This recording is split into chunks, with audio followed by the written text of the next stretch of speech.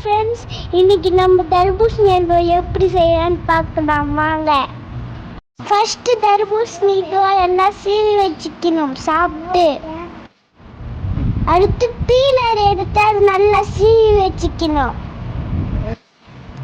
செஞ்சதெல்லாம் அந்த தோலெல்லாம் நல்லா புழிஞ்சி அந்த தண்ணியை மட்டும் வேற கப்பில் வச்சுட்டு அந்த தோலை இன்னொரு கப்பில் வச்சிடணும்.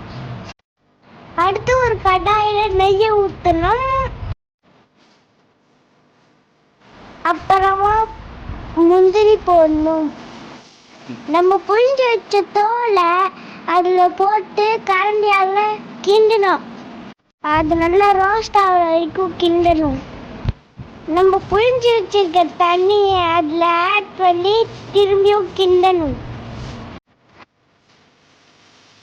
அப்புறம் கொஞ்சமாக உப்பு, அப்புறம் ஒரு கப்பு நிறைய சர்க்கரை போட்டு கிண்டிக்கினே இருக்கணும்.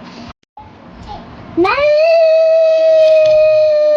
கிண்டனா அந்த தர்பூசணி தோலோட அல்வா ரெடி.